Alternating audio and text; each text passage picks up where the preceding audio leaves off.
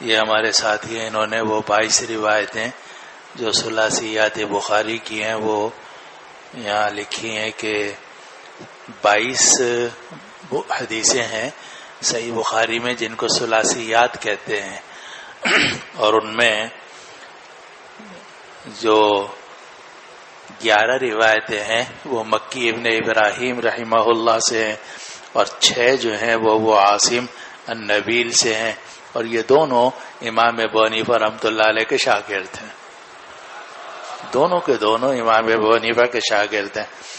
اور ایک روایت ہے عصام ابن خالد سے، 3 ہے محمد ابن عبداللہ الانصاری سے، ایک ہے خلاد ابن یحییٰ سے، تو 11 اور 6 17، گویا 22 روایتوں میں سے 17 روایتیں امام ابو حنیفہ رحمۃ اللہ علیہ کے شاگردوں سے ہیں، اور وہی سب سے اعلیٰ ترین روایات ہیں امام بخاری رحمہ اللہ کی، اسی لیے ان کو ثلاثیات کہا جاتا ہے۔ حقیقت یہ ہے کہ امام ابو حنیفہ رحمۃ اللہ علیہ کے مقام کا اندازہ کرنا مشکل ہے۔ کیا کہتے ہیں؟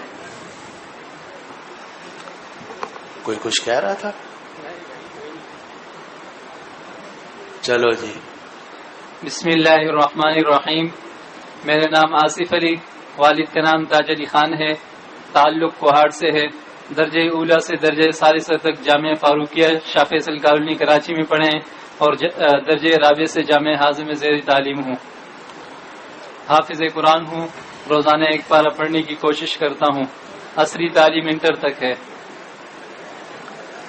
چلو، کوشش بھی ایک نعمت ہے، انسان کوشش کرے تو کبھی نہ کبھی کامیابی ہو ہی جائے گی انشاءاللہ۔ چلو جناب۔ بالسند المتصل منا إلى الإمام الهمام الحافظ الحجة أمير المؤمنين في الحديث أبي عبد الله محمد بن إسماعيل بن إبراهيم بن المغيرة بن بردزبة الجوفي البخاري ومتعنا بعلومه وبركاته آمين. قال حدثنا محمد بن سعيد الخزاعي قال حدثنا زياد بن الربيع عن أبي عمران قال نظر أنس رضي الله عنه وعنه من الناس يوم الجمعة فرأت جالسا فقال كأنهم الساعة يهود خيبر كأنهم الساعة يهود خيبر. بسم الله الرحمن الرحيم.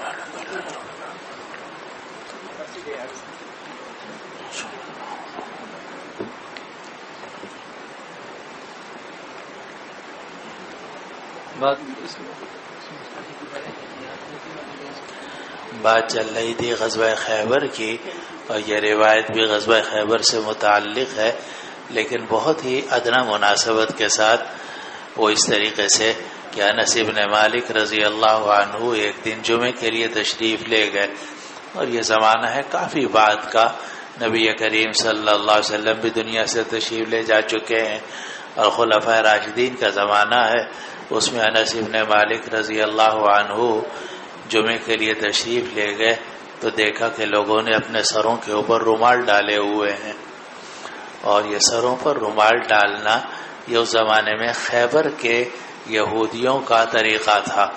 تو حضرت انس بن مالک رضی اللہ عنہ نے جب دیکھا مقتدیوں کو یا نمازیوں کو کہ اکثر لوگوں نے سروں کے اوپر رومال ڈالے ہوئے ہیں، فرمایا ایسا لگتا ہے کہ خیبر کے سارے یہودی یہیں آ گئے ہیں۔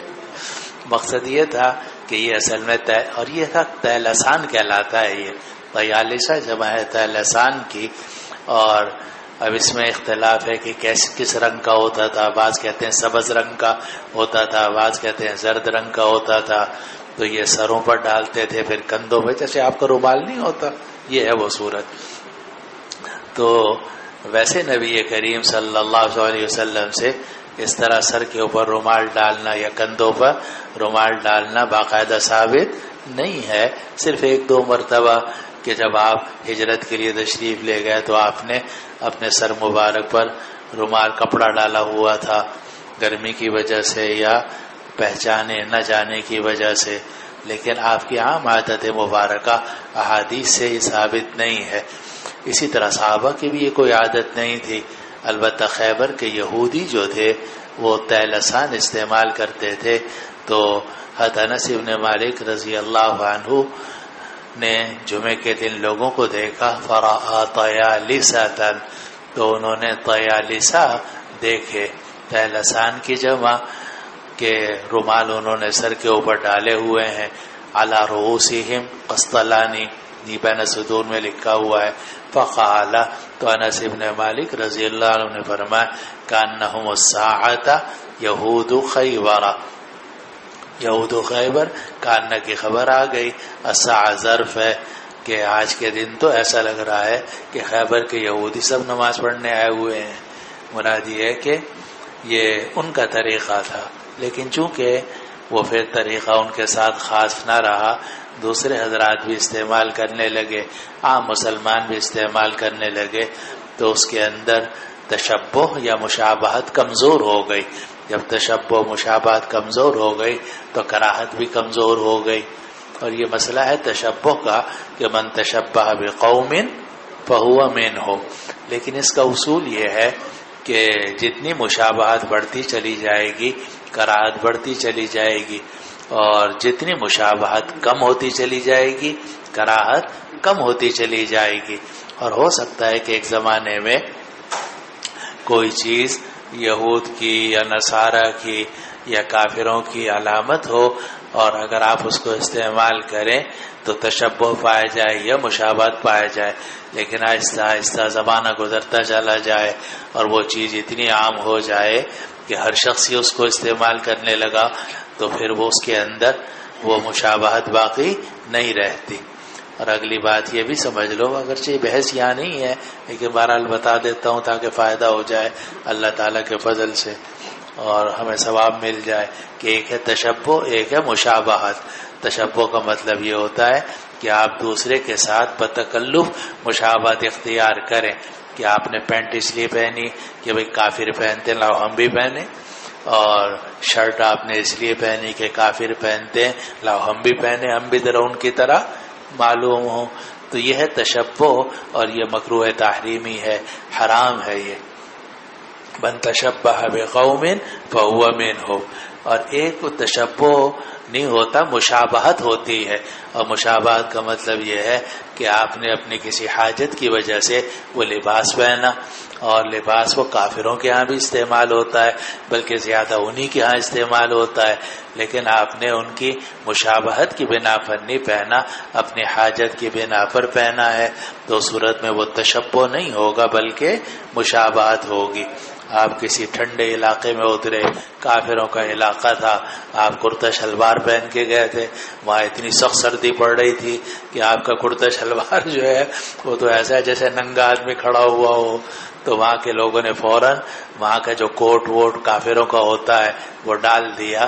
تو یہ تشبہ نہیں ہے، زیادہ سے زیادہ اس میں مشابہت ہے، اور تشبہ حرام ہوتا ہے یا مکروہ تحریمی ہوتا ہے، لیکن مشابہت جو ہے وہ حرام یا مکروہ تحریمی نہیں ہے بلکہ مکروہ تنزیہی یعنی خلاف اولا ہے، وہ بھی صرف اس وقت جبکہ بغیر حاجت کے ہو، اور اگر حاجت کی بنا پر ہو تو پھر اس میں کسی قسم کی کراہت بھی نہیں ہے، جیسا کہ آپ نے پڑھا اور پڑھیں گے انشاءاللہ کہ نبی کریم صلی اللہ علیہ وسلم جب تبوک کی طرف تشریف لے گئے تو یہاں تو گرمی تھی، لیکن جب تبوک کے علاقے میں آگے پہنچے ہیں تو ٹھنڈ شروع ہو گئی، اتنی ٹھنڈ شروع ہو گئی کہ آپ کو جبتن رومیتن ضیقۃ الکمین، حالانکہ اس زمانے میں وہاں جو لباس پہنا جاتا تھا اس کی آستینیں بہت کھلی ہوتی تھی، اتنی کھلی ہوتی تھی کہ آستینوں کے اندر جیب بھی ہوا کرتی تھی، لیکن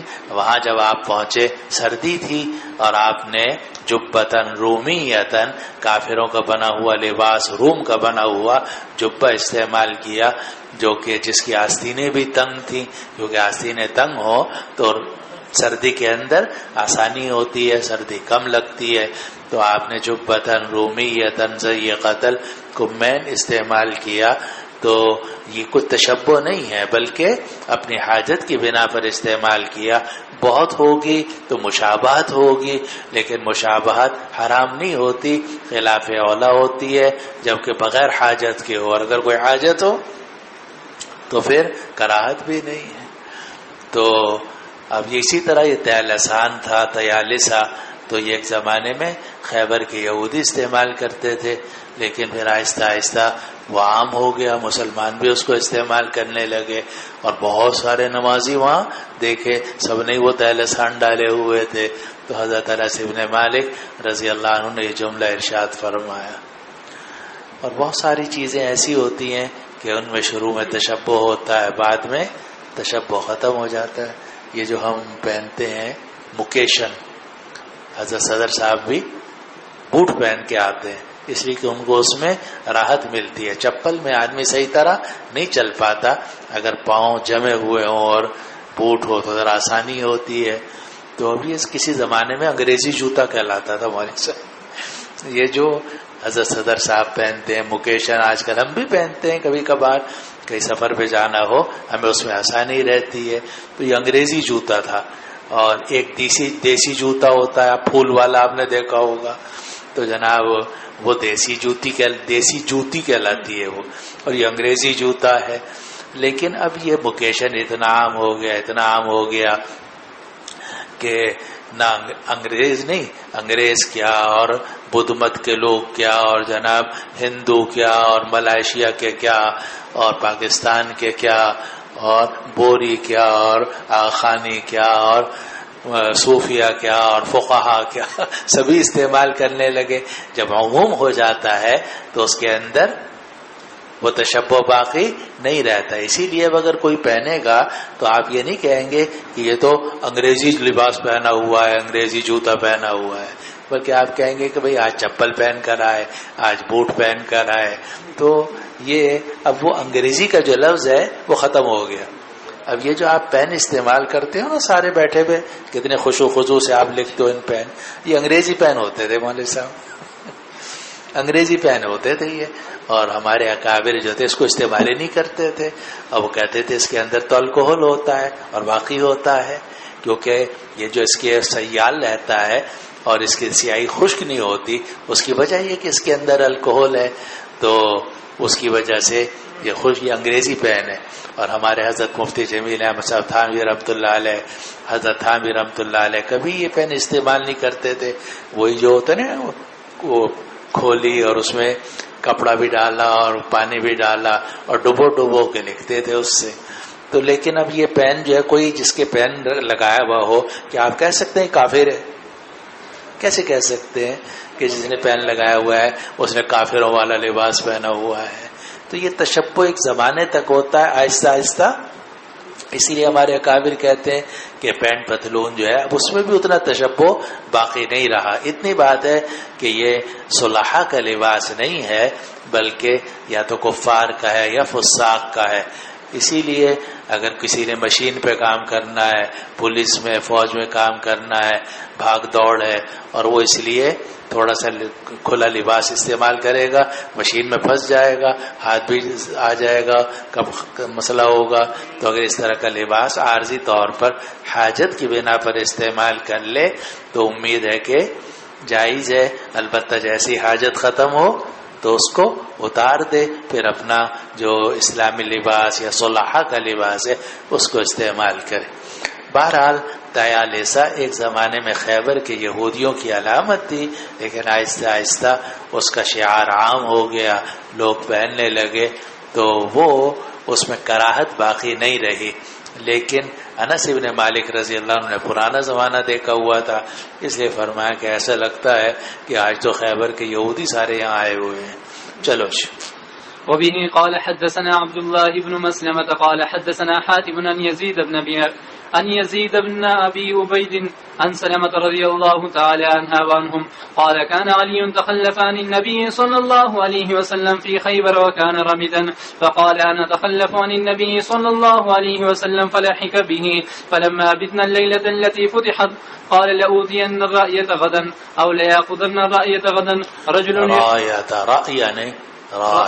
راية غدا رجل يحبه الله ورسوله يفتح عليه فنحن نرجوها، فقيل هذا علي فأعطاها ففتح عليه وبه قال حدثنا قتيبة بن سعيد قال حدثنا يعقوب بن عبد الرحمن عن أبي حاتم قال أخبرني سهل بن سعد رضي الله عنهما وعنهم أن رسول الله صلى الله عليه وسلم قال يوم خيبر لأوتين هذا الراية غدا رجلا يفتح الله على يده يحب الله ورسوله ويحبه الله ورسوله. قال فبات الناس يذوقون ليلتهم أيهم يعطاها فلما أصبح الناس غدوا على رسول الله صلى الله عليه وسلم كلهم يرجون أن يعطاها. فقال أين علي بن أبي طالب؟ فقالوا هو يا رسول الله يشتكي عينيه. قال فأرسلوا إليه فأتي به فبصق رسول الله صلى الله عليه وسلم في عينيه ودعا له فبرأ حتى كأن لم يكن به وجع فأعطاه الراية. فقال علي يا رسول الله أقاتلهم حتى يكونوا مثلنا؟ فقال انفذ على رسلك حتى تنزل بساحتهم ثم ادعوهم إلى الإسلام وأخبرهم بما يجب عليهم من حق الله فيه فوالله لأن يهدي الله بك رجلا واحدا خير لك من أن تكون لك حمر النعم. اب اس دونوں روایتوں میں یہ بات بیان کی جا رہی ہے کہ جب رسول اللہ صلی اللہ علیہ وسلم خیبر کی طرف روانہ ہوئے اس وقت میں حضرت علی رضی اللہ عنہ بیمار تھے، آنکھوں میں تکلیف تھی ان کے، اور ظاہر آنکھوں میں تکلیف ہو تو مٹی دھول سے بچانا پڑتا ہے اپنی آنکھوں کو، اور سفر میں تو مٹی دھول اس زمانے میں لازم و ملزوم تھے، تو اس لیے حضرت علی رضی اللہ عنہ سفر کے میں ساتھ نہیں نکلے. لیکن ایک دو دن کے بعد ان کو بہت ہی بے چینی ہوئی کہ میں حضور صلی اللہ علیہ وسلم سے پیچھے رہ جاؤں، کیونکہ زندگی بھر کبھی کوئی ایسا معرکہ نہیں ہوا جس میں علی مرتضیٰ آپ کے ساتھ نہ ہو. ابو بکر، عمر فاروق، عثمان غنی، علی مرتضیٰ عشرہ مبشرہ تو آپ کے دائیں بائیں رہتے تھے. تو علی مرتضیٰ نے کہا کہ کیسے ہو سکتا ہے کہ میں مدینے میں رہوں اور آپ سفر میں چلے گئے. چنانچہ وہ بھی پیچھے پیچھے روانہ ہوئے اور یہاں تک کہ وہ خیبر میں پہنچ گئے، لیکن آنکھوں میں تکلیف تھی تو لیٹ گئے تھے جا کر. تو پھر اس سے متعلق واقعہ روایت ہے سلمہ ابن الاکوع رضی اللہ عنہ کی کہ علی رضی اللہ عنہ نبی کریم صلی اللہ علیہ وسلم سے پیچھے رہ گئے خیبر میں. پیچھے رہ گئے سے مراد کیا ہے کہ لشکر آگے چلا گیا، علی مرتضیٰ پیچھے رہ گئے. وکان رمیدن، اور ان کو رمد تھا، رمد کہتے ہیں آنکھوں کی تکلیف کو، آنکھیں دکھنے آئی ہوئی تھی، اور جو آدمی ہوتا ہے اس کو رمید کہتے ہیں، تکلیف کو رمد کہتے ہیں. تو انہوں نے پھر دل میں کہا، یہ لوگ اپنے گھر والوں سے کہا کہ کیا میں نبی کریم صلی اللہ علیہ وسلم سے پیچھے رہ جاؤں. فلحق بہ، چنانچہ علی مرتضیٰ جا کر اس لشکر میں شامل ہو گئے. پھر جب ہم نے وہ رات گزاری کہ جس میں خیبر کا قلعہ فتح ہوا، اصل میں خیبر کے 8 قلعے تھے، ان میں جو سب سے مضبوط اور سب سے بڑا قلعہ تھا وہ قلعہ قموس کا تھا، قلعہ قموس. اور وہیں حیی ابن اخطب اور یہ بڑے بڑے سردار زیادہ اسی قلعے کے اندر رہا کرتے تھے. تو باقی قلعے تو نسبتاً آسانی سے فتح ہو گئے، لیکن قموس جو ہے وہ مشکل سے فتح ہوا. اور روایت میں آپ کے حاشیے میں لکھا ہوا ہے کہ آپ نے جھنڈا دیا ابو بکر صدیق رضی اللہ عنہ کو، وہ تشریف لے گئے، سارا دن مقابلہ ہوا لیکن فتح نہیں ہو سکی. اگلے دن آپ نے جھنڈا دیا عمر فاروق کو، عمر فاروق نے قیادت فرمائی، لیکن پھر بھی قلعہ فتح نہیں ہوا. تیسرے دن آپ نے علی مرتضیٰ کو بلایا اور کہا کہ تم جاؤ. چنانچہ اللہ تعالیٰ نے علی مرتضیٰ کے ہاتھ پر اس قلعے کو فتح کر دیا. اسی لیے علی رضی اللہ عنہ کو فاتح خیبر کہا جاتا ہے. تو فلما بتنا اللیلۃ التی فتحت، جب ہم نے رات گزاری وہ رات کہ جس میں قلعہ فتح ہوا تھا، تو رسول اللہ صلی اللہ علیہ وسلم نے فرمایا کہ میں ضرور بے ضرور جھنڈا دوں گا کل، یا یہ فرمایا کہ ضرور بے ضرور جھنڈا لے گا کل وہ آدمی کہ اللہ رسول اس سے محبت کرتے ہیں اور وہ اللہ رسول سے محبت کرتا ہے. اور یہ جو آپ نے فرمایا یہ قید احتراجی نہیں ہے بلکہ قید واقعی ہے. یحبہ اللہ ورسولہ یا یحب اللہ ورسولہ، یہ قید احتراجی نہیں ہے بلکہ قید واقعی ہے، کیونکہ ابو بکر ہوں یا عمر ہوں سبھی کے اندر یہ صفت پائی جاتی تھی. البتہ اگلا جو جملہ ہے وہ احتراجی ہے. یفتح علیہ، کہ اس کے اوپر قلعہ فتح کر دیا جائے گا. وَنَحْنُ نَرْجُوهَا، تو ہم سب امید کر رہے تھے کہ شاید جھنڈا ہمیں ملے. ہر صحابی کی خواہش تھی کہ دیکھیں صبح جھنڈا کس کو ملتا ہے، اور کل جس کو جھنڈا ملے گا اس کے ہاتھ پر قلعہ فتح ہو جائے گا. وَنَحْنُ نَرْجُوهَا، تو ہم سب اس کی امید رکھ رہے تھے کہ شاید ہمارا نام آ جائے. فَقِيلَ هَذَا عَلِيٌّ، تو کہا گیا کہ وہ علی آ گئے ہیں اور لشکر میں شامل ہو گئے. فَأَعْطَاهُ، تو آپ نے وہ جھنڈا ان کو دیا اور ان کے ہاتھ پر فتح ہو گیا. اب یہ روایت مختصر ہے، اگلی روایت میں مزید تفصیل ہے کہ رسول اللہ صلی اللہ علیہ وسلم نے خیبر والے دن فرمایا میں ضرور یہ جھنڈا دوں گا کل ایک ایسے آدمی کو کہ اللہ تعالیٰ اس کے ہاتھوں پر قلعہ فتح کر دے گا، اور وہ اللہ رسول سے محبت کرتا ہوگا اور اللہ رسول بھی اس سے محبت کرتے ہوں گے. راوی کہتے ہیں کہ لوگوں نے رات گزاری یدوکون لیلتہم، وہ اپنی پوری رات میں آ جا رہے تھے، یعنی ان کے خیالات آ رہے تھے جا رہے تھے اور کہہ رہے تھے دیکھو کس کو ملتا ہے وہ جھنڈا اور کس کو یہ فضیلت حاصل ہوتی ہے. ایہم یعطاہا، کہ کس کو یہ جھنڈا دیا جاتا ہے. جب صبح ہوئی تو لوگ رسول اللہ صلی اللہ علیہ وسلم کے پاس حاضر ہوئے اور سب امید کرتے تھے کہ جھنڈا انہیں اسے ملے گا. آپ نے فرمایا علی ابن ابی طالب کہاں ہیں؟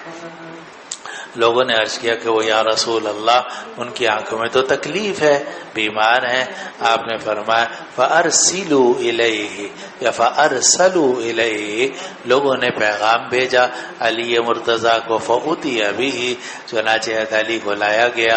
رسول اللہ صلی اللہ علیہ وسلم نے ان کی آنکھوں میں اپنا تھوک ڈالا. وَدَعَا لَهُ، اور آپ ان کے لیے دعا کی تو ان کی آنکھیں ٹھیک ہو گئیں. ایسا لگتا تھا کہ آنکھ میں کوئی درد تھا ہی نہیں. پھر آپ نے ان کو جھنڈا دیا. حضرت علی نے عرض کیا یا رسول اللہ اقاتلهم حتی یکونوا مثلنا، یا رسول اللہ میں ان سے قتال کروں گا یہاں تک کہ وہ ہم جیسے ہو جائیں. اور دیکھو کیسا پیارا جملہ ہے، یہ نہیں فرمایا کہ میں ان سے قتال کروں گا اور کسی کو نہیں چھوڑوں گا. اگر آپ ہوتے تو یہی جملہ بولتے، یا رسول اللہ آپ نے مجھے جھنڈا دیا ہے تو میں قتال کروں گا، کسی کو نہیں چھوڑوں گا. لیکن علی مرتضیٰ نے یہ نہیں کہا، کیونکہ وہ صحابی ہیں، وہ جانتے ہیں کہ مقصد جو ہے وہ کافروں کو جہنم میں بھیجنا نہیں ہے بلکہ کافروں کو جنت میں داخل کرنا ہے. اصل مقصد تو یہ ہے. تو اس لیے علی مرتضیٰ نے بڑا پیارا جملہ بولا اقاتلهم، کہ یا رسول اللہ میں ان کافروں سے قتال کروں گا حتی یکونوا مثلنا، تاکہ وہ ہمارے جیسے ہو جائیں، ہمارے بھائی ہو جائیں. آپ نے فرمایا انفذ علی رسلک، تم آگے جاؤ اطمینان کے ساتھ. علی رسلک کہا جاتا ہے، محاورہ ہے کہ اطمینان سے، یعنی گھبراہٹ مت کرو، جلدی مت کرو، کیونکہ انما العجلۃ من الشیطان، جلدی کا کام شیطان کا، اردو کا بھی محاورہ ہے. تو آدمی کو جو بھی دینی کام کرنا چاہیے اطمینان سے، سکون اور سکینت کے ساتھ. پہلے بھی میں نے عرض کیا تھا سکینت اللہ تعالیٰ کی بڑی نعمت ہے. انزل اللہ سکینتہ علیہ، تو سکینت آدمی پرسکون رہے. اس لیے آپ نے علی مرتضیٰ سے فرمایا کہ تم جاؤ اطمینان کے ساتھ، یہاں تک کہ ان کے صحن میں جا کر اترو اور پھر ان کو اسلام کی طرف دعوت دو اور ان کو بتلاؤ کہ ان پر اللہ کا حق کیا واجب ہے. پھر آپ نے فرمایا اللہ کی قسم اللہ تمہارے ذریعے سے ایک آدمی کو ہدایت دے دے، یہ تمہارے لیے بہتر ہے سرخ اونٹوں سے. سرخ اونٹ اس زمانے میں بہت قیمتی ہوتے تھے، تو سرخ اونٹوں سے بڑھ کر قیمتی چیز یہ ہے کہ اللہ تعالیٰ تمہارے ذریعے سے کسی آدمی کو ہدایت دے دے اور وہ کفر سے نکل کر اسلام میں داخل ہو جائے، جہنم سے بچ کر جنت میں چلا جائے. اور یہ جو فرمایا کہ واخبرہم ادعوہم الی الاسلام، تو یہ ادعوہم الی الاسلام یہ امر وجوبی نہیں ہے بلکہ استحبابی ہے. کیونکہ اگر ایک مرتبہ اسلام کی دعوت کسی کو پہنچ چکی ہو تو قتال سے پہلے دوبارہ اسلام کی دعوت دینا واجب نہیں ہے، البتہ مستحب ہے. ایک مرتبہ اور کوشش کر لی جائے، ان سے کہہ دیا جائے کہ بھئی ہم تو تمہیں اپنا بھائی بنانا چاہتے ہیں، تم کیوں ہم سے لڑتے ہو؟ تم بھائی بن جاؤ، ہمارے اسلام قبول کر لو تاکہ تم بھی جنت میں جاؤ، ہمارے بھائی بنو۔ لیکن اگر وہ نہ مانے پھر انسان ان سے قتال کرتا ہے۔ چلو وبه قال حدثنا عبد الغفار بن داود قال حدثنا يعقوب بن عبد الرحمن وحدثني أحمد قال حدثنا ابن وهب قال أخبرني يعقوب بن عبد الرحمن الزهري عن عمرو مولى المطلب عن أنس بن مالك رضي الله عنه وعنهم قال قدمنا خيبر فلما فتح الله عليه الحصن ذكر له جمال صفية بنت حيي بن أخطب وقد قتل زوجها وكانت عروسا فاصطفاها النبي صلى الله عليه وسلم لنفسه فخرج بها حتى بلغنا سد الصهباء حلت فبنى بها رسول الله صلى الله عليه وسلم ثم صنع حيثا في نتع صغير ثم قال لي آذن من حولك فكانت تلك وليمة على صفية رضي الله عنها ثم خرجنا إلى المدينة فرأيت النبي صلى الله عليه وسلم يحويلها وراءه بعباءة ثم يجلس عند بعيره فيضع ركبته وتضع صفية رجلها على ركبته حتى تركب۔ انس بن مالک رضی اللہ عنہ فرماتے ہیں کہ جب ہم خیبر پہنچے تو جب اللہ تعالی نے قلعہ فتح کر دیا، قلعے سے مراد وہ سب سے بڑا قلعہ قموس کا، تو آپ کے سامنے ذکر کیا گیا صفیہ بنت حیی ابن اخطب کی خوبصورتی کا، اور حال یہ تھا کہ اس کے شوہر کو قتل کر دیا گیا تھا جس کا نام تھا کنانہ ابن الربیع، بلکہ اس سے پہلے یہ بیوی تھی سلام ابن مشکم القرظی کی، اور پھر وہاں سے بہت جلدی ان کو طلاق ہو گئی ہے، کیا ہوا پھر یہ بیوی تھی کنانہ ابن الربیع کی۔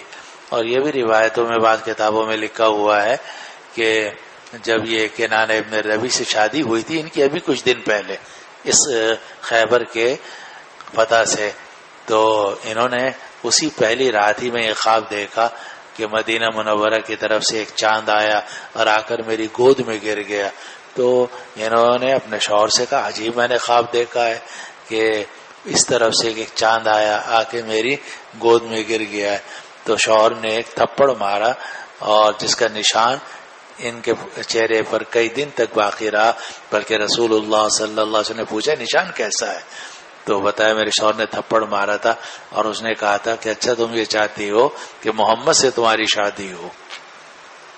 تو بہرحال وکانت عروسن، اور یہ دلہن تھی، دلہن سے مراد کیا ہے کہ کنانہ ابن الربیع سے ان کی شادی ابھی کچھ دن عرصے پہلے ہوئی تھی، تو نبی کریم صلی اللہ علیہ وسلم نے ان کو اپنے لیے چن لیا، اصطفیٰ یصطفی چن لینا، اور اسی لیے صفیہ کو صفیہ کہا جاتا ہے، ورنہ بعض روایتوں سے معلوم ہوتا ہے کہ ان کا اصل نام زینب تھا، اور چونکہ نبی کریم صلی اللہ علیہ وسلم نے ان کو اپنے لیے چن لیا تھا فاصطفاها، اس لیے ان کا لقب بھی کیا پڑ گیا صفیہ، بس اسی تو وہی ان کا نام بھی پڑ گیا۔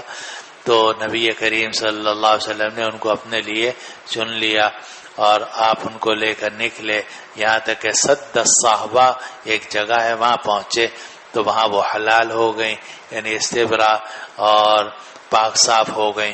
تو رسول اللہ صلی اللہ علیہ وسلم نے بنا فرمائے، بنا کا مطلب کئی مرتبہ پیچھے گزر چکا ہے، یعنی رخصتی کی۔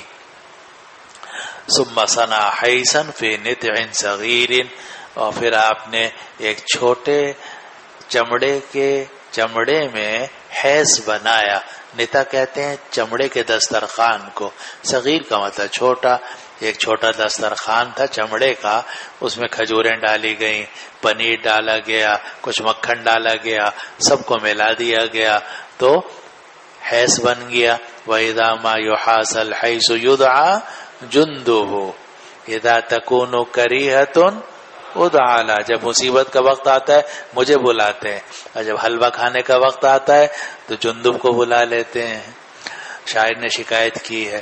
تو حیث کہتے ہیں حلوے کو، تو آپ نے حلوہ بنایا ایک نت صغیر میں، اور اسی سے آگے امام بخاری رحمۃ اللہ علیہ کتاب النکاح میں استدلال کریں گے کہ ولیمہ جو ہے علی حسب وسع الزوج ہے، اس لیے کہ نبی کریم صلی اللہ علیہ وسلم سے ایک ولیمہ ثابت نہیں ہے، چھوٹے سے چھوٹا ولیمہ بھی آپ سے ثابت ہے، بڑا سے بڑا ولیمہ بھی آپ سے ثابت ہے، تو جس وقت میں جو موقع ہوا، جیسے حالات ہوئے، جتنے پیسے پاس ہوئے، جتنے کھانے پینے کی چیزیں ہوئیں، اسی میں آپ نے ولیمہ کر دیا. حضرت ام سلمہ رضی اللہ عنہ کا ولیمہ مدین من شعیر، جو کہ 2 مد تھے، انہی کا ولیمہ ہو گیا. اور حضرت صفیہ کا ولیمہ یہ ہوا. سب سے بڑا ولیمہ ہوا تھا حضرت زینب بنت جحش کا، کہ لوگ آتے رہے، کھانا کھاتے رہے، جیسا کہ آگے روایتوں میں آپ پڑھ لیں گے. معلوم ہوا کہ ولیمے میں بھی کوئی ایک خاص تعداد سنت نہیں ہے کہ 7 ہوں یا 11 ہوں یا 21 ہوں، یا آپ لوگوں کی اپنی جناب اس میں تحقیق ہے. ورنہ شریعت نے اس میں آزادی دی ہے کہ جتنے آپ کم سے کم بلانا چاہیں تو بھی اجازت ہے، زیادہ لوگوں کو کھلانا پلانا چاہیں وہ بھی اجازت ہے. نبی کریم صلی اللہ علیہ وسلم نے مختلف ولیمے کیے ہیں. تو آپ نے حیث بنایا نت صغیر میں، پھر فرمایا کہ جتنے قریب کے لوگ ہیں ان کو اطلاع دے دو. بس وہی ولیمہ ہو گیا تھا صفیہ کا، اطلاع دے دو، یعنی وہ آ جائیں، سب تھوڑا تھوڑا کھا لیں. پھر ہم مدینے نکلے تو میں نے دیکھا نبی کریم صلی اللہ علیہ وسلم کو کہ آپ اپنی بیوی کے لیے حویہ بنا رہے تھے عبا کے ساتھ. عبا چادر، بڑی چادر یا کوئی جبہ ہوگا آپ کے پاس. عبا ویسے کہتے ہیں چادر مراد ہے، یہاں ایک بڑی چادر تھی، اس سے آپ نے حویہ بنایا. اور حویہ کہتے ہیں کہ چادر کو موڑ کر گول سا بنا. آپ نے دیکھا ہوگا جو سر پہ مزدور رکھتے ہیں، کوئی مٹکا بٹکا رکھنا ہو تو کیا کرتے ہیں، تو وہ جو گول سا بنا کے سر پہ رکھتے ہیں اسے کہتے ہیں حویہ. اور پھر اس کے اندر بسا اوقات گھاس بھر دی جاتی ہے. تو نبی کریم صلی اللہ علیہ وسلم نے اپنی بیوی کے لیے بیٹھنے کے لیے انتظام کیا. تو آپ نے اپنی چادر کا حویہ بنایا، بیچ میں کوئی چیز بھر دی تاکہ ان کو اونٹ کے اوپر بیٹھنا آسان ہو. تو آپ ان کے لیے گدا تیار کر رہے تھے عباء کا، چادر کا. اور پھر اپنے اونٹ کے پاس آپ بیٹھ رہے تھے اور اپنا گھٹنا رکھ رہے تھے. اور حضرت صفیہ اپنی ٹانگ رکھ رہی تھی آپ کے گھٹنے پر، یہاں تک کہ وہ سوار ہو گئی. کیونکہ اونٹ پہ سوار ہونا تھا یا گھوڑے پر سوار ہونا تھا تو ظاہر ہے کہ خاتون کے لیے تھوڑی سی مشکل ہوتی ہے. آپ نے اپنا بیٹھ گئے آپ، اور بیٹھ کر آپ نے اپنے جو ران تھی وہ آگے کر دی کہ تم ران کے اوپر اپنا پاؤں رکھ کے اوپر چڑھ جاؤ. لیکن حضرت صفیہ رضی اللہ عنہ بڑی سمجھدار تھی، انہوں نے نبی کریم صلی اللہ علیہ وسلم کی ران پر اپنا پاؤں نہیں رکھا بلکہ اپنی ٹانگ رکھی. چنانچہ حافظ ابن حجر رحمۃ اللہ لکھا کہ انہوں نے اپنا گھٹنا جو ہے یہ رسول اللہ صلی اللہ علیہ وسلم کی ران کے اوپر رکھا اور پھر اوپر تشریف لے گئیں. تو معلوم ہوا کہ بیوی کے لیے راحت کا انتظام کرنا جائز ہے، یہ بھی سنت میں داخل ہے. آپ حضرات کو سنت کا بہت اہتمام ہے ماشاءاللہ، تو یہ بھی سنت میں داخل کر لو اس میں کہ بیوی کے لیے آدمی آرام دہ نشست کا انتظام کرے اور اس کو سہارا دے کر اگر گھوڑے پر یا موٹر سائیکل پر یا اونٹ پر سوار کرا دے، بالکل جائز ہے، کوئی تقویٰ کے خلاف نہیں ہے. بلکہ یہ بھی روایات میں آتا ہے کہ جب آپ مدینہ منورہ داخل ہوئے ہیں تو آپ بیٹھے ہوئے تھے اونٹ پر اور حضرت صفیہ آپ کے پیچھے بیٹھی ہوئی تھی. معلوم ہے کہ اگر آدمی مرد شوہر آگے بیٹھا ہو، بیوی پیچھے بیٹھی ہو تو کوئی تقویٰ کے خلاف نہیں ہے. خلافاً لکم. جی آپ لوگوں کا اس میں اختلاف ہے، لیکن صحابہ میں، تابعین میں، تبع تابعین میں اور فقہاء محدثین میں کوئی اختلاف نہیں ہے. چلو جناب. بسم اللہ الرحمن الرحیم. نام محمد شہزاد، والد کا نام محمد سلیم، تعلق ضلع مٹیاری سندھ سے ہے. ابتدائی درجات حیدرآباد میں پڑھے، گزشتہ سال سے یہاں پر پڑھ رہا ہوں. جی. سند المتصل منا الى الامام البخاری رحمہ اللہ تعالی ومتعنا بعلومه وبرکاته آمین.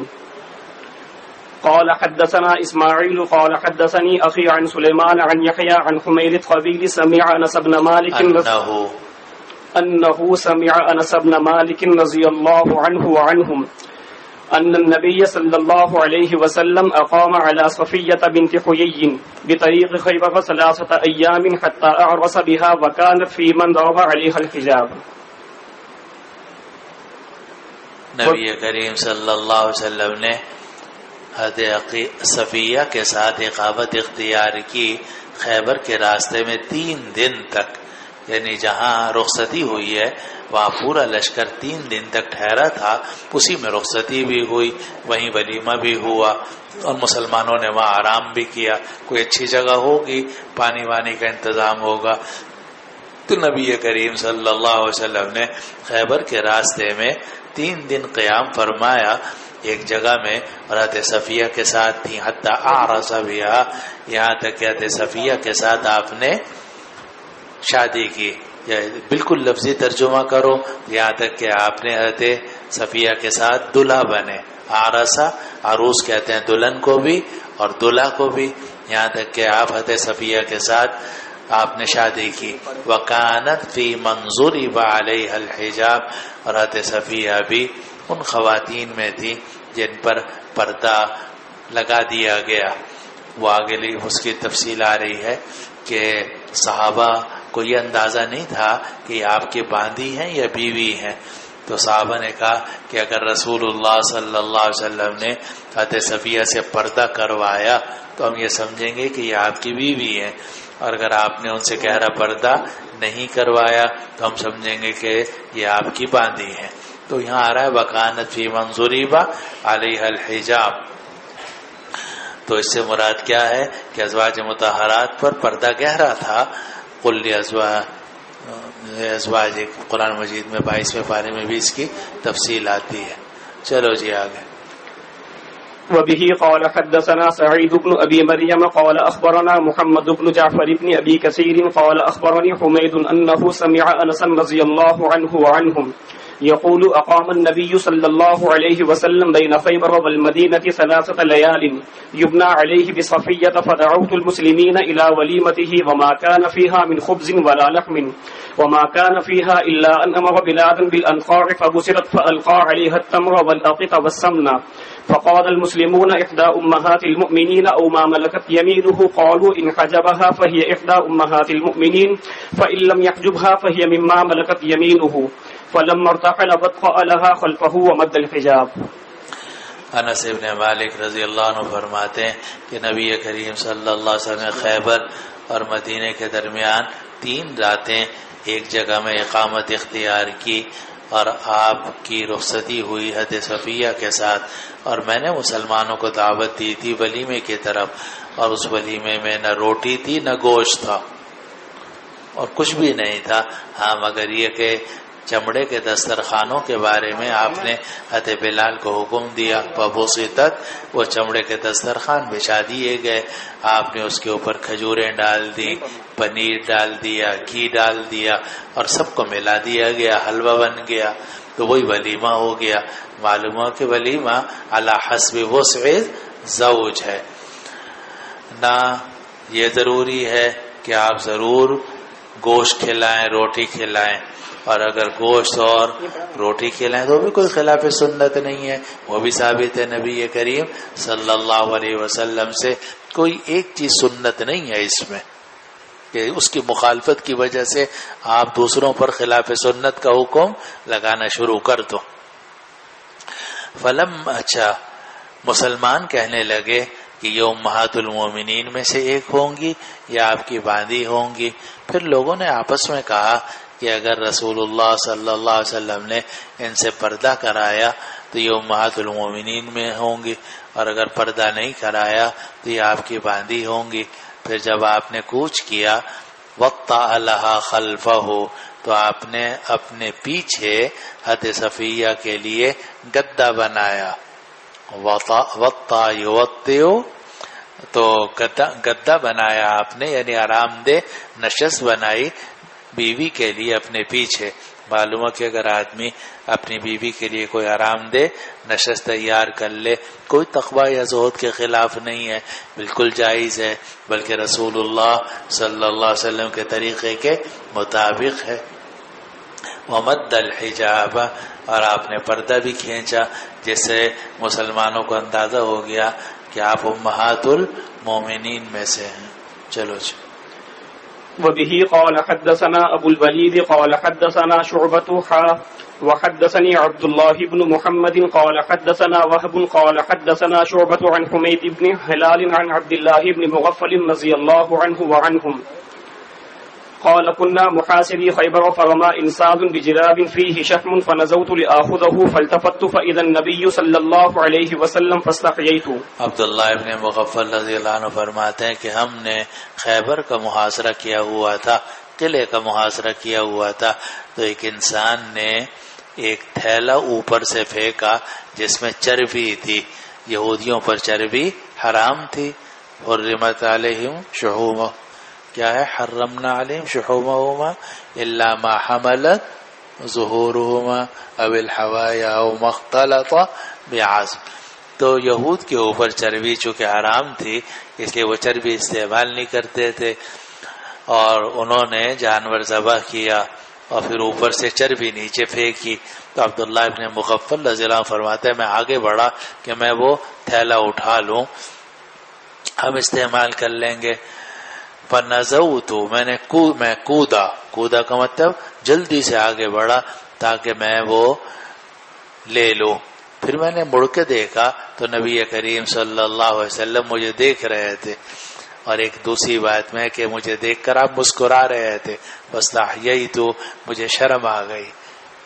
اب یہ مسئلہ ہے کہ اگر تقسیم سے پہلے کوئی آدمی کوئی چیز استعمال کر لے تو جائز ہے یا نہیں؟ ویسے تو کوئی بھی چیز تقسیم سے پہلے مال غنیمت کے استعمال کرنا جائز نہیں ہے، لیکن فقہاء نے لکھا کہ جو چیزیں وقتی استعمال کی ہیں، مثلا سبزی ہے، گوشت ہے، چربی ہے، یا کھانا پکانا ہے، اس کے لیے کوئی ضروری چیزیں ہیں تو وہ اس سے خارج ہیں، چنانچہ وقتی ضرورت کے لیے چیزیں استعمال کی جا سکتی ہیں۔ تو یہ چربی بھی ایسی تھی کہ ایک تو یہود کے ذبح کیے ہوئے جانور کی تھی، اور یہود کا ذبیحہ جائز ہے عند جماہیر العلماء۔ آپ کے مذہب کا تو مجھے پتہ نہیں، لیکن یہ کہ یہود اور نصارہ کے جو طعامکم حل لہم، کیا ہے جی؟ طعام الذین اوتوا الکتاب حل لکم وطعامکم حل لہم، تو ان کا ذبیحہ جائز ہے، اس لیے چربی بھی جائز تھی، اور یہود پر حرام ہو تو ہو، مگر مسلمانوں کے لیے تو حلال تھی، اور چونکہ وقتی استعمال کی تھی اس لیے اس میں کوئی خیانت والی صورت بھی، مال غنیمت میں خیانت کی صورت بھی نہیں تھی، غلول نہیں تھا اس کے اندر۔ چلو جی، غلول نہیں تھا جی۔ وبه قال حدثني عبيد بن إسماعيل عن أبي أسامة عن عبيد الله عن نافع وسالم عن ابن عمر رضي الله عنهما وعنهم أن رسول الله صلى الله عليه وسلم نهى يوم خيبر عن أكل الثوم وعن لحوم الحمر الأهلية، نهى عن أكل الثوم وعن نافع وحده ولحوم الحمر الأهلية عن سالم۔ ابو عبید اللہ نے روایت نقل کی نافع اور سالم سے، اور انہوں نے عبداللہ ابن عمر رضی اللہ عنہم سے کہ رسول اللہ صلی اللہ علیہ وسلم نے خیبر کے دن منع فرمایا تھا لہسن کے کھانے سے اور پالتو گدھوں کے گوشت سے۔ اب روایت تو اکٹھی ذکر کی، لیکن بعد میں انہوں نے وضاحت کی کہ یہ جو میں نے لہسن والی روایت نقل کی ہے وہ صرف نافع سے ہے، اور جو حمر اہلیہ کے گوشت کے بارے میں روایت ہے وہ سالم مولا عبداللہ ابن عمر سے ہے، سالم ابن عبداللہ ابن عمر سے ہے۔ اگلی بات یہ سمجھو کہ ممانعات دونوں کی علیحدہ علیحدہ ہے۔ حمر اہلیہ کے جو ممانعات ہے وہ تحریم کے لیے ہے، اسی لیے پالتو گدھے کا گوشت حرام ہو گیا غزوہ خیبر میں، پھر کبھی بھی حلال نہیں ہوا اور حرام ہی حرام ہے وہ۔ لیکن لہسن کا کھانا، یہ آپ نے ساری بحث پڑھ لی ہوگی مشکات کے اندر، کیونکہ وہاں ساری روایتیں موجود ہیں کہ لہسن کا کھانا حرام نہیں ہے۔ لہسن ہے، پیاز ہے، مولی ہے، تو ان کا کھانا حرام نہیں، یہ چیزیں حرام نہیں ہیں۔ البتہ اگر ان کی بو منہ کے اندر ہو تو اس بو کے ساتھ مسجد میں جانا یا درسگاہ میں جانا یا مجامع مسلمین میں جانا وہ ناجائز ہے۔ گویا یہ چیزیں ناجائز نہیں ہیں، البتہ ان کی بو اگر منہ میں رہے گی تو، اور وہ آپ کسی مجمع میں جائیں گے یا کسی انسان سے بات کریں گے اور آپ کے منہ سے بدبو آ رہی ہے، دوسرے کو تکلیف ہوگی، تو وہ ناجائز ہے۔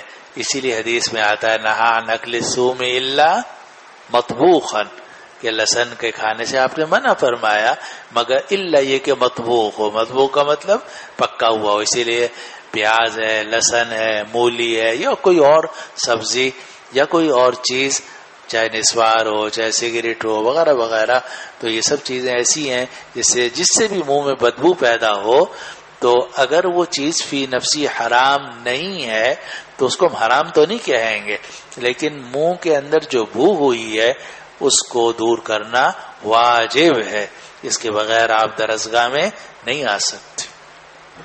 اور یہ چیز کے کھانے کا نہیں ہے، بلکہ ویسے بھی اگر آپ اپنے دانتوں کو صاف نہیں کرتے، مسواک نہیں کرتے، اور جناب جب آپ بات کرتے ہیں تو قریب سے دوسروں کو تکلیف ہوتی ہے، تو آپ کے لیے اب اظفر کا کیا مسئلہ پڑا آپ نے ہدایہ اول میں؟ اس کو باجماعت نماز پڑھنی چاہیے، گھر میں پڑھنی چاہیے، گھر میں پڑھنی چاہیے۔ جس آدمی کے جانے سے، جس کی بغل سے بدبو آ رہی ہو، جس کے منہ سے بدبو آ رہی ہو، تو اس کے لیے حکم یہ کہ مسجد میں نہ جائے، دوسرے مسلمانوں کو تکلیف نہ پہنچائے۔ اسی طرح آپ نے کپڑے ہی نہیں بدلے، آپ کے قریب میں جا کے کھڑے ہو، آپ کے کپڑوں سے پسینے کی تیز بدبو آ رہی ہے، پتہ نہیں 1.5 ہفتے سے آپ نے کپڑا ہی نہیں بدلا، تو اب ظاہر ہے جب پسینے کی بدبو آ رہی ہے پھر آپ کے لیے مسجد میں آنا جائز نہیں ہے، آپ اپنے کمرے میں نماز پڑھ لو، مسجد میں آنا ہے پاک صاف ہو کر آؤ۔ تو اس روایت میں آ رہا ہے کہ لہسن کھانے سے منع کیا، تو لہسن حرام نہیں ہے، بلکہ لہسن کی جو بو ہے وہ حرام، وہ مکروہ ہے، مکروہ تحریمی ہے، اور اس بو کو دور کرنا ضروری ہے۔ چلو۔ وبه قال حدثني يحيى بن قزعة قال حدثنا مالك عن ابن شهاب عن عبد الله والحسن بن محمد بن علي عن أبيهما عن علي بن أبي طالب رضي الله عنه وعنهم أن رسول الله صلى الله عليه وسلم نهى عن متعة النساء يوم خيبر وعن أكل الحمر الإنسية۔ روایت ہے عبداللہ اور حسن سے، اور یہ دونوں بیٹے ہیں محمد باقر کے، اور محمد باقر بیٹے ہیں علی زین العابدین کے، اور یہ دونوں روایت کرتے ہیں اپنے والد محمد ابن الحنفیہ سے، اور انہوں نے روایت کی علی ابن ابی طالب رضی اللہ عنہ سے، اسی لیے روایت جو ہے اہل بیت کی روایت ہے، مسلسل باہل البیت ہے، کہ رسول اللہ صلی اللہ علیہ وسلم نے عورتوں کے ساتھ متع سے منع کیا خیبر والے دن، اور آپ نے حمر انسیہ کا گوشت کھانے سے بھی منع کیا۔ تو خیبر کے اندر دونوں حرمتوں کا اعلان ہوا، عمر انسیہ کا بھی اور متع کا بھی۔ البتہ اس میں اختلاف ہے کہ یہ متع کی حرمت خیبر میں ہوئی تھی یا حنین میں ہوئی تھی، تو یہ بحث ہے جو انشاءاللہ آگے کہیں آ جائے گی۔ چلو جی۔ وبه قال حدثنا محمد بن مقاتل قال أخبرنا عبد الله قال حدثنا عبيد الله بن عمر عن نافع عن ابن عمر رضي الله عنهم وعنهم أن رسول الله صلى الله عليه وسلم نهى يوم خيبر عن لحوم الحمر الأهلية۔ جی آسان ہے جی۔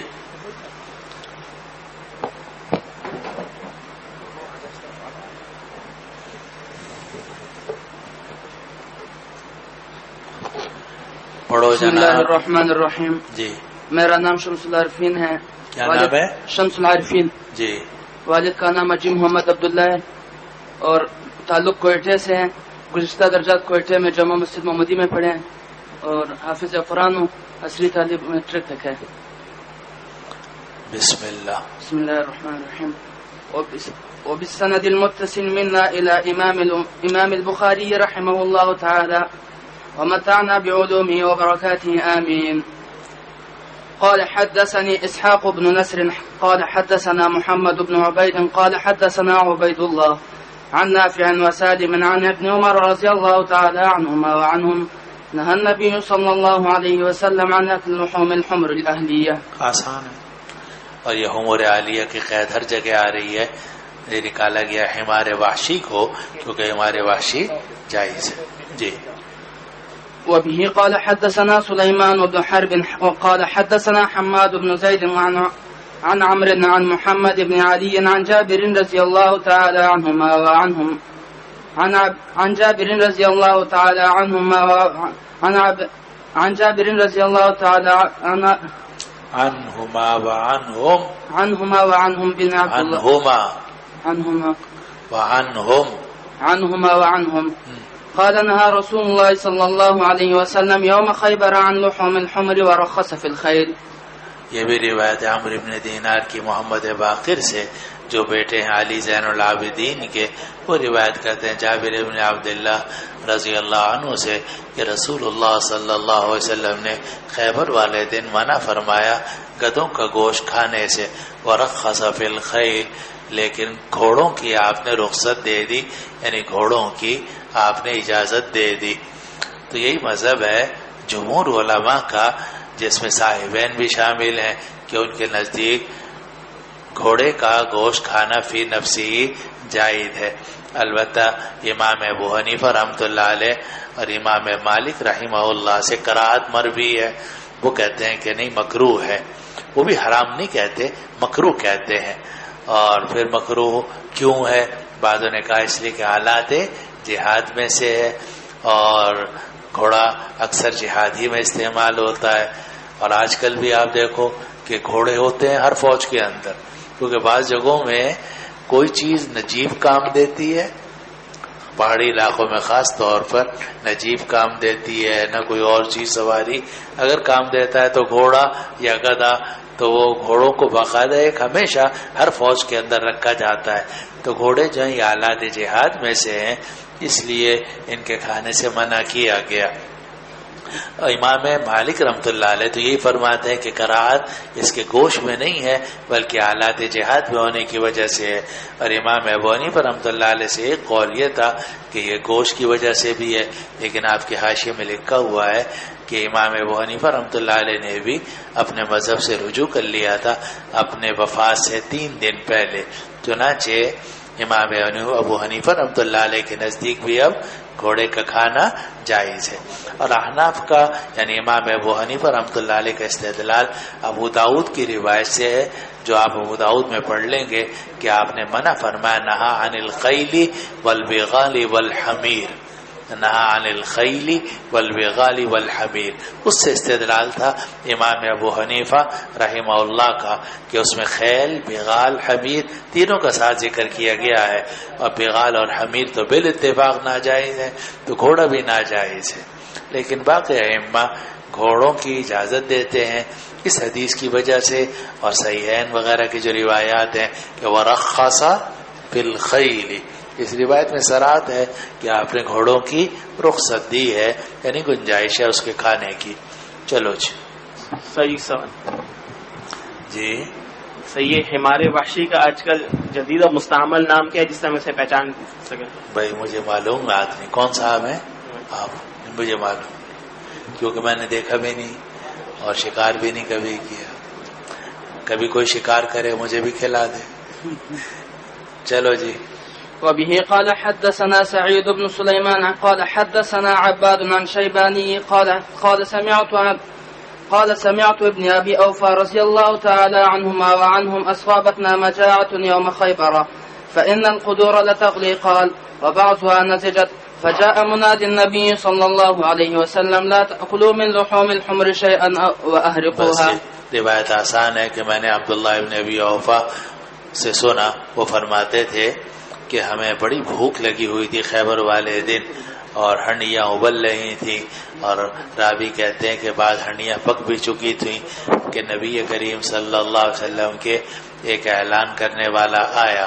بحر سطور میں لکھا ہوا ہے کہ وہ ابو طلحہ تھے، ہماری روایتوں میں کہ زبیر ابن العوام تھے.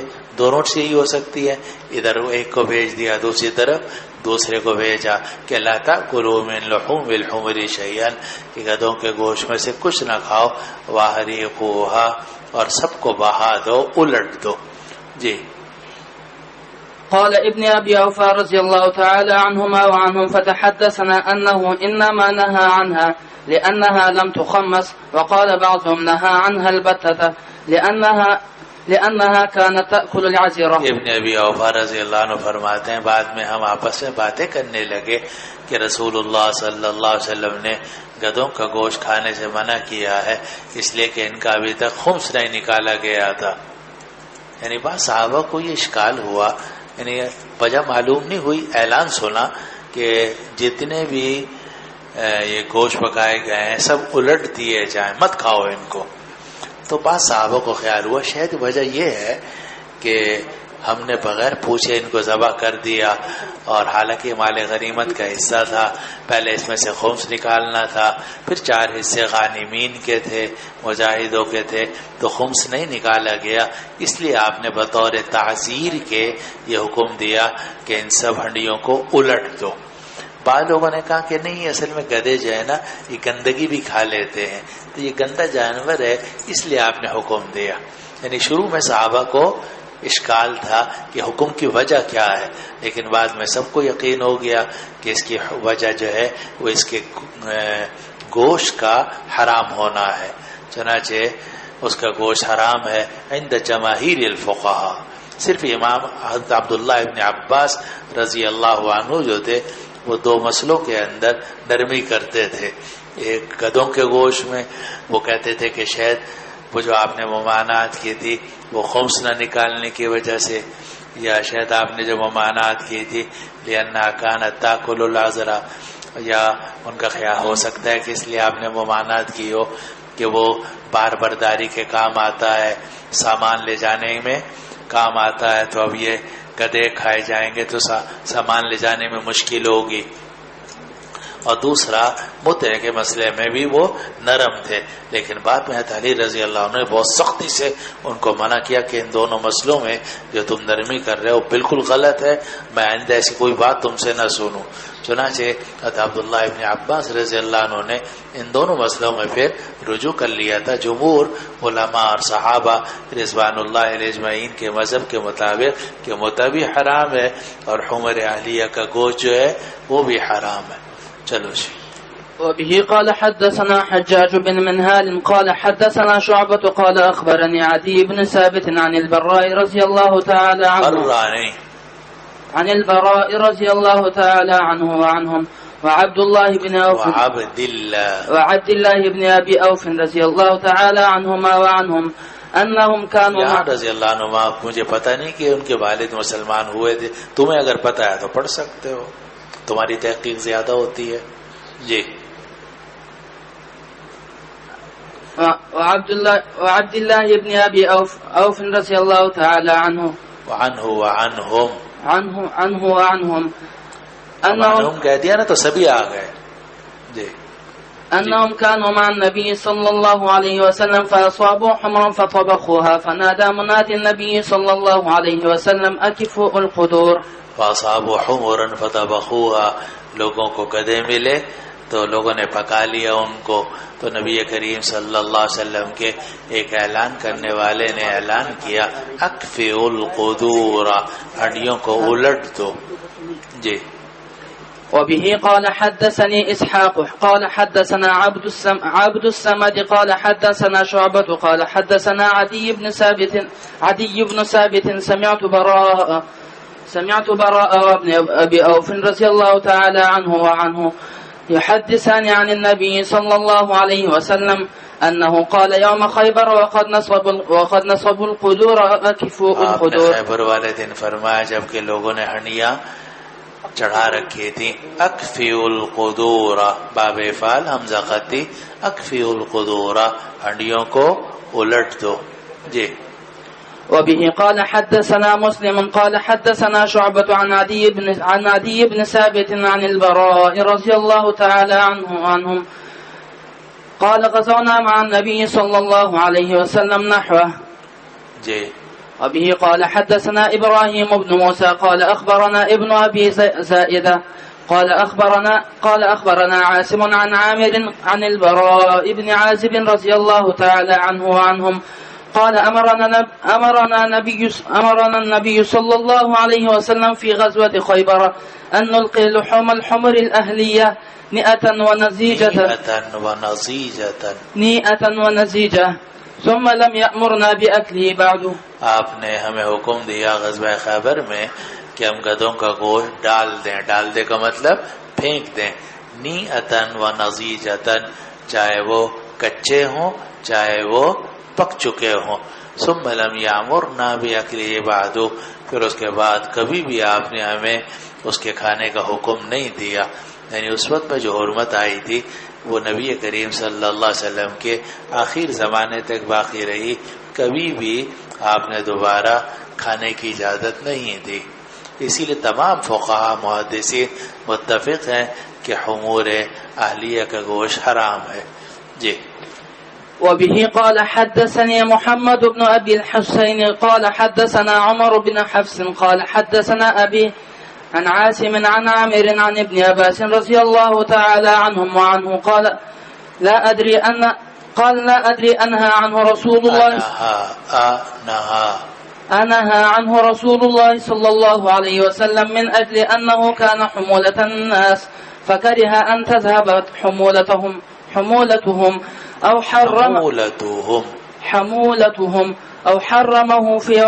حرمه في يوم خيبر لحم الحمر الأهلية.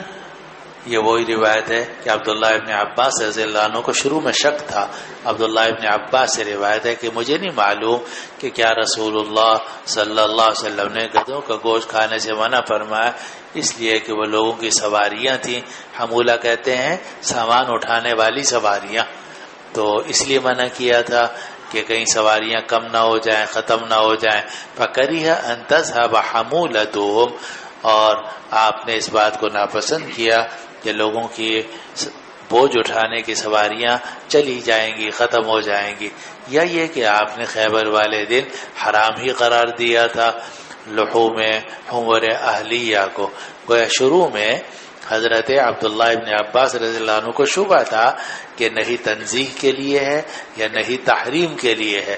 اگر تذہب حمولتہم والی صورت ہو تو پھر نہیں تنزیہ کے لیے ہوتی، اور اگر آپ نے مکمل منع کیا ہے تو نہیں تحریم کے لیے. لیکن بعد میں جب انہوں نے تمام صحابہ کا موقف دیکھا تو وہ بھی اس نتیجے پر پہنچ گئے کہ نہیں تنزیہ کے لیے نہیں ہے بلکہ نہیں تحریم کے لیے ہے، اور یہ مذہب ہے جمہور کا. چلو جی. بسم اللہ الرحمن الرحیم. نام محمد عامر سعید، والد صاحب کا نام محمد سعید. تعلق میرا نوشہر و فیروز سے ہے. درجہ اولیٰ سے جامع ہاضہ میں زیر تعلیم ہوں اور عصری تعلیم ایم اے تک ہے. نوشہر و فیروز کہاں ہے؟ اندرون سندھ میں. اچھا. بسم اللہ الرحمن الرحیم. بسند المتصل منا الى الامام البخاری رحمہ اللہ تعالی ومتعنا بعلومه وبرکاته آمین. قال حدثنا الحسن بن اسحاق قال حدثنا محمد بن سابق قال حدثنا زائدة عن عبيد الله بن عمر النافع عن ابن عمر رضي الله تعالى عنهما وعنهم قال قسم رسول الله صلى الله عليه وسلم يوم خيبر للفرس سهمين وللراجل سهما قال فسره نافع فقال إذا كان مع الرجل فرس فله 3 أسهم فإن لم يكن له فرس فله سهم. رسول اللہ صلی اللہ علیہ وسلم نے خیبر والے دن گھوڑے کے لیے 2 حصے متعین کیے اور پیدل آدمی کے لیے 1 حصہ متعین کیا. اور نافع نے اس جملے کی یہ تفسیر کی کہ اگر کسی آدمی کے ساتھ گھوڑا بھی ہو تو اس کو 3 آدمیوں کے برابر حصہ ملتا تھا، اور اگر اس کے پاس گھوڑا نہ ہو تو 1 آدمی کا حصہ ملتا تھا. اب یہ مسئلہ اختلافی ہے کہ مجاہد جب جہاد میں شریک ہوئے تو ہر ایک کو مال غنیمت میں حصہ ملے گا، لیکن ایک مجاہد پیدل آیا ہے، ایک مجاہد سواری کے ساتھ آیا ہے. ظاہر ہے کہ سواری جہاد کے اندر فائدہ دیتی ہے، مگر ساتھ ساتھ سواری کا خرچہ بھی ہوتا ہے. گھوڑے پر اگر آپ سوار ہوں گے تو گھوڑے کو کھلانا ہوگا، پلانا ہوگا، اس کی دیکھ بھال کرنی ہوگی، سارے ہی مسائل ہیں. تو اس کو حصہ یہ تو طے ہے کہ فارس کو حصہ زیادہ ملتا ہے، راجل کو حصہ کم ملتا ہے. البتہ احناف رحمہم اللہ کے نزدیک فارس کو 2 حصے ملتے ہیں اور راجل کو 1 حصہ ملتا ہے. لیکن باقی ائمہ کرام رحمہم اللہ کے نزدیک فارس کو 3 حصے ملیں گے اور راجل کو 1 حصہ ملے گا. روایتیں دونوں طرح کی آ رہی ہیں. تو ائمہ ثلاثہ نے 3 والی روایت کو ترجیح دی اور فقہاء احناف نے 2 والی روایت کو ترجیح دی. تو یہ جو روایت ہے یہ ائمہ ثلاثہ رحمہم اللہ کے مذہب کے مطابق ہے کہ اگر آدمی کے ساتھ گھوڑا ہوتا ہے تو اس کو 3 حصے ملیں گے اور اگر اس کے پاس گھوڑا نہ ہو تو اس کو 1 حصہ ملے گا. آپ جہاد میں گئے تو آپ کے ساتھ جیپ بھی تھی. اب ظاہر جیپ ہوگی تو مسلمانوں کو اس سے فائدہ ہوگا, مدد ہوگی, اور بھی لوگ اس پہ بیٹھ سکتے ہیں. مگر ظاہر ہے کہ جیپ کے لیے تو پیٹرول چاہیے, ڈیزل چاہیے, ٹیوننگ چاہیے اور ٹائر وائر سبھی وسائل ہوتے ہیں. تو جو سواری والا مجاہد ہے اس کو حصہ زیادہ ملے گا. ہمارے نزدیک 2 اور باقی امام کے نزدیک 3. راجل کے لیے 1 حصہ ہے. چلو جی. وبه قال حدثنا يحيى بن بكير قال حدثنا الليث عن يونس عن ابن شهاب عن سعيد بن المسيب أن جبير بن مطعم رضي الله تعالى عنه وعنهم أخبره قال مشيت أنا وعثمان بن عفان رضي الله تعالى عنه إلى النبي صلى الله عليه وسلم فقلنا آتيت بني المطلب من خمس خيبر وتركتنا ونحن بمنزلة واحدة منك فقال إنما بنو حاشم وبنو المطلب شيء واحد. قال جبير ولم يقسم النبي صلى الله عليه وسلم لبني عبد شمس وبني نوفل شيئا. ابن شہاب زہری نے سعید ابن المسیب سے نقل کیا کہ جبیر ابن مطعم نے یہ بات بتلائی. جبیر ابن مطعم ابن عدی ابن نوفل ابن عبد مناف. جبیر ابن مطعم ابن عدی ابن نوفل ابن عبد مناف, انہوں نے یہ بات بتلائی کہ میں گیا. میں کون تھا؟ جبیر ابن مطعم ابن عدی ابن نوفل ابن عبد مناف. اور عثمان غنی, عثمان ابن عفان ابن ابی العاص ابن امیہ ابن عبد شمس ابن عبد مناف.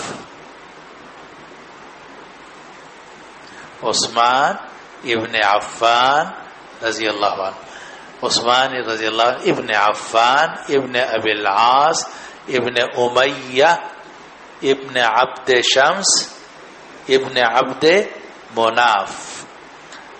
تو ہم دونوں گئے اور نبی کریم صلی اللہ علیہ وسلم کے پاس پہنچے. ہم نے عرض کیا کہ آپ نے مطلب کے بیٹوں کو خیبر کے خمس میں سے دیا ہے اور آپ نے ہمیں چھوڑ دیا ہے, اور ہم رشتے میں آپ سے ایک ہی مرتبے پر ہیں. آپ نے فرمایا بنو ہاشم اور بنو المطلب تو ایک ہی چیز ہے. جبیر کہتے ہیں کہ نبی کریم صلی اللہ علیہ وسلم نے بنو عبد شمس اور بنو نوفل کو کچھ نہیں دیا. پس منظر اس کا یہ ہے کہ عبد مناف اوپر ہے. اگر نبی کریم صلی اللہ علیہ وسلم کا آپ نسب اطہر دیکھیں تو محمد صلی اللہ علیہ وسلم ابن عبداللہ ابن عبد المطلب ابن ہاشم ابن عبد مناف ہے جی. اور جو عبد مناف تھے ان کے 4 بیٹے تھے مولوی صاحب, 4 بیٹے. ایک نوفل تھے جن کے اولاد کے اندر جبیر آئے ہیں, تو جبیر ابن مطعم ابن عدی ابن نوفل ابن عبد مناف. دوسرے ان کے بیٹے تھے عبد شمس اور جن کی اولاد میں حضرت عثمان غنی ہے. تیسرے جو ہیں وہ مطلب کی اولاد ہیں, اور مطلب کی اولاد میں جناب اس کو ذہن میں سے نکل رہا ہے لیکن کئی صحابہ ہیں اور رسول اللہ صلی اللہ علیہ وسلم کے رشتہ دار ہیں. اور چوتھے جو ہیں وہ ہاشم ہیں. تو گویا عبد مناف کے کتنے بیٹے ہو گئے؟ 4. سب سے مشہور جو ہیں وہ تو ہاشم ہیں, اور ہاشم کے بھائی ہیں مطلب, اور یہ وہی مطلب ہیں جو عبد المطلب کو مدینے سے لے کر آئے تھے. پتہ نہیں کچھ یاد آیا نہیں آیا. تو یہ ہاشم کے بھائی ہیں، تو ہاشم اور مطلب یہ دونوں بھائی ہیں. تو جس طرح یہ دو بھائی ہیں، اس طرح تیسرے بھائی بھی ہیں عبد شمس، چوتھے بھائی بھی ہیں نوفل. اب ہوا یہ کہ جب خیبر میں مال غنیمت تقسیم ہوا تو 4 حصے مجاہدین کو ملے. وہ سب مجاہدین میں تقسیم ہو گئے. ان میں جبیر بن مطعم اور سارے ہی تھے، جو مجاہد تھا سب کو ملے. نبی کریم صلی اللہ علیہ وسلم کو بھی حصہ. اس کے بعد جو خمس تھا 5واں حصہ وہ علیحدہ ہو گیا. وہ رسول اللہ صلی اللہ علیہ وسلم کے اپنے اختیار میں تھا. آپ جس کو دینا چاہتے دیتے اور آپ جس کو نہ دینا چاہتے نہ دیتے. تو آپ نے بنو ہاشم کو بھی دیا، بنو المطلب کو بھی دیا خمس میں سے. خمس میں سے جو 5واں حصہ آپ کے اختیار میں تھا اس میں آپ نے ہاشم کی اولاد کو بھی دیا، مطلب کی اولاد کو بھی دیا، لیکن نوفل کی اولاد کو اور عبد شمس کی اولاد کو نہیں دیا. تو نوفل کی اولاد میں حضرت جبیر ابن مطعم ابن عدی ہیں اور عبد شمس کی اولاد میں عثمان غنی ہیں. ان دونوں کو خیال ہوا کہ جب اگر صرف بنو ہاشم کو ملتا تو ان کو کوئی اعتراض نہ ہوتا. اگر صرف بنو ہاشم کو ملنا ہوتا تو ان حضرات کو کوئی اشکال نہ ہوتا، اس لیے کہ وہ نبی کریم صلی اللہ علیہ وسلم کے قریب ترین رشتہ دار ہیں بنو ہاشم. لیکن جب مطلب کی اولاد کو ملا تو ان کو اشکال ہوا کہ اگر ہاشم کی اولاد کو دیا جا رہا ہے وہ تو برحق ہے، لیکن مطلب کی اولاد تو ان میں تو نبی کریم صلی اللہ علیہ وسلم نہیں ہے. تو اگر ہاشم کی اولاد مطلب کی اولاد کو مل رہا ہے تو 2 بھائیوں کی اولاد کو ملا، 2 بھائیوں کی اولاد کو نہیں ملا. تو بنو عبد شمس اور بنو نوفل کو بھی ملنا چاہیے. اور اس کا بھی مقصد کوئی پیسے کمانا یا وہ نہیں تھا، بلکہ مقصد یہ تھا کہ رشتہ داری تو ہماری بھی ہے یا رسول اللہ، ہمیں بھی آپ اپنے رشتہ داروں میں شمار فرما لیجئے، کیونکہ آپ دے رہے ہیں رشتہ داری کی بنیاد پر. تو جو رشتہ مطلب کی اولاد کا ہے بالکل وہی رشتہ نوفل کی اولاد کا، وہی رشتہ عبد شمس کی اولاد کا بھی ہے.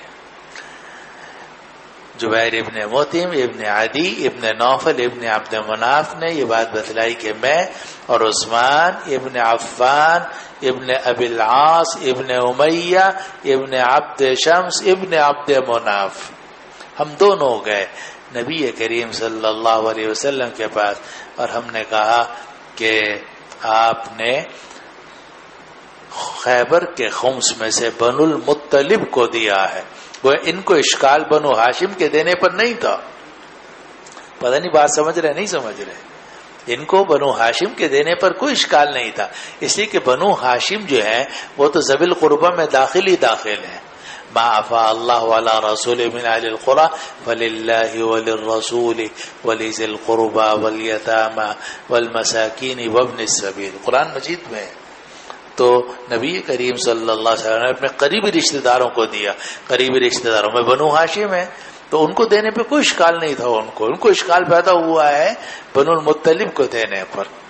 تو انہوں نے عرض کیا کہ یا رسول اللہ، آپ نے بنو المطلب کے بیٹے کو بھی دیا ہے خیبر کے خمس میں سے اور ہمیں چھوڑ دیا ہے، اور حالانکہ ہم آپ سے ایک ہی مرتبے پر ہیں. تو آپ نے فرمایا بنو ہاشم اور بنو المطلب تو ایک ہی چیز ہے. جبیر کہتے ہیں کہ نبی کریم صلی اللہ علیہ وسلم نے بنو عبد شمس اور بنو نوفل کو کچھ نہیں دیا. اب دیکھو یہاں 4 بیٹوں کے نام آ گئے، ہاشم اور مطلب اور عبد شمس اور نوفل، یہ 4 ہیں. تو 2 کی اولاد کو آپ نے دیا، 2 کی اولاد کو نہیں دیا. ہاشم کی اولاد کو دینے پر تو کوئی اشکال ہی نہیں ہو سکتا تھا، اور جبیر ابن مطعم عثمان غنی کو بھی اس پر کوئی اشکال نہیں تھا.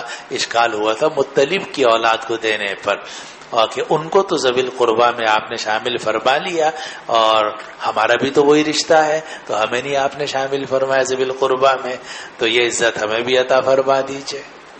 آپ نے فرمایا نہیں، کیونکہ جب مصیبت کا وقت تھا اس وقت میں بنو ہاشم کا ساتھ صرف دیا تھا بنو المطلب نے، کیونکہ جب 3 سال تک بائیکاٹ کیا گیا بنو ہاشم کا نبی کریم صلی اللہ علیہ وسلم کے بنا پر، اور شیب ابی طالب میں آپ 3 سال تک معصور رہے. شیب ابی طالب میں بنو ہاشم کو معصور کر دیا گیا. اس وقت میں بنو ہاشم کا ساتھ کس نے دیا تھا؟ بنو المطلب نے دیا تھا. نہ بنو عبد شمس نے ساتھ دیا تھا اور نہ بنو نوفل نے ساتھ دیا تھا. تو نبی کریم صلی اللہ علیہ وسلم فرمایا مصیبت کے وقت میں انہوں نے ہمارا ساتھ دیا تھا تو وہی اصل میں ہمارے اب رشتہ دار ہیں. تو آپ نے فرمایا کہ ہاشم اور بنو المطلب تو ایک ہی شے ہیں، یعنی وہ شروع سے ایک دوسرے کے ساتھ تعاون کرتے چلے آئے ہیں، ایک دوسرے کے دکھ درد کے ساتھ ہی رہے ہیں.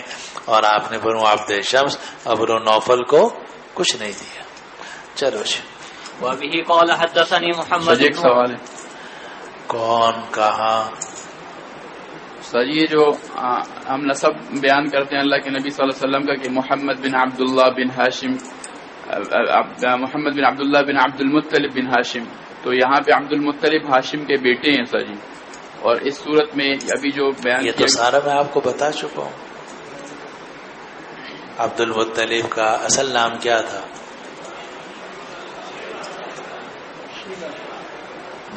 شیبہ.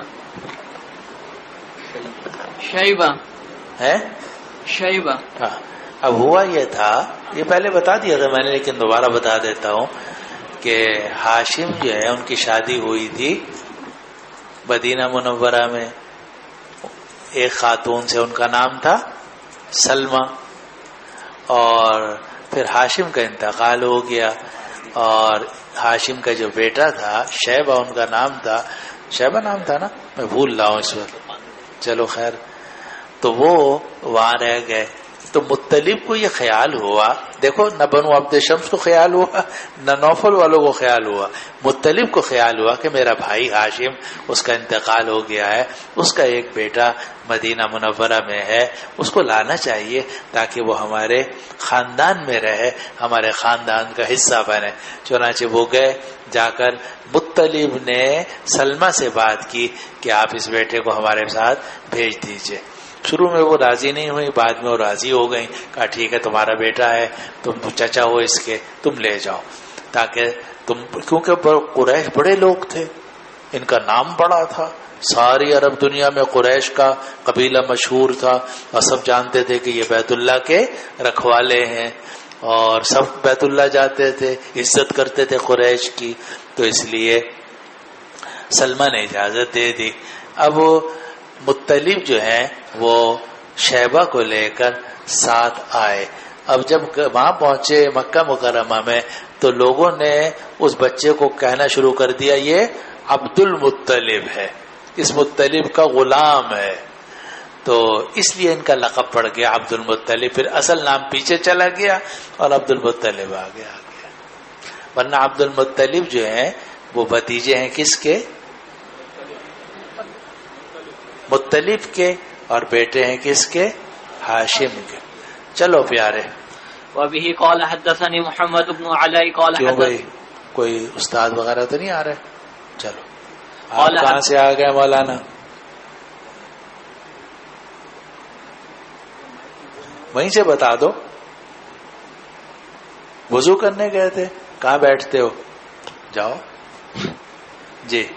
وبه قال حدثني محمد بن علاء قال حدثنا ابو اسامه قال حدثنا بريد بن عبد الله عن ابي برده عن ابي موسى رضي الله تعالى عنه وعنهم قال بلغنا مخرج النبي صلى الله عليه وسلم ونحن باليمن فخرجنا مهاجرين اليه انا وخواني لي وانا اصغرهم احدهما ابو برده والاخر ابو رهم اما قال بذو واما قال في 53 او 52 رجلا من قومي فركبنا سفينه فالقتنا سفينتنا الى النجاشي بالحبشه فوافقنا جعفر بن ابي طالب فقمنا معه حتى قدمنا جميعا فوافقنا النبي صلى الله عليه وسلم حين افتتح خيبر وكان اناس من الناس يقولون لنا يعني لاهل السفينه سبقناكم بالهجره ودخلت اسماء بنت اميس وهي ممن قدم معنا على حفصه رضي الله تعالى عنها زوج النبي صلى الله عليه وسلم زائره وقد كانت هاجرت الى النجاشي في من هاجر فدخل عمر على حفصه واسماء عندها فقال عمر حين راى اسماء من هذه قالت اسماء بنت اميس قال عمر الحبشيه هذه الحبشيه هذه الحبشيه هذه البحريه هذه قالت أسماء نعم. قال سبقناكم بالهجرة فنحن أحق برسول الله صلى الله عليه وسلم منكم. فغضبت وقالت كلا والله كنت مع رسول الله صلى الله عليه وسلم يطعم جائعكم ويعز جاهلكم وكنا في دار أو في أرض البعداء البغضاء بالحبشة وذلك في الله وفي رسوله وإيم الله لا أطعم طعاما ولا أشرب شرابا حتى أذكر ما قلت لرسول الله صلى الله عليه وسلم ونحن كنا نؤذى ونخاف وتذكر ذلك للنبي صلى الله عليه وسلم وأسأله والله لا أكذب ولا أضيق ولا أزيد عليه. فلما بعد میں پڑھیں گے، چلو یہاں تک کا ترجمہ کر لو. روایت ہے ابو موسیٰ اشعری رضی اللہ عنہ سے کہ ہمیں نبی کریم صلی اللہ علیہ وسلم کے نکلنے کی اطلاع پہنچی.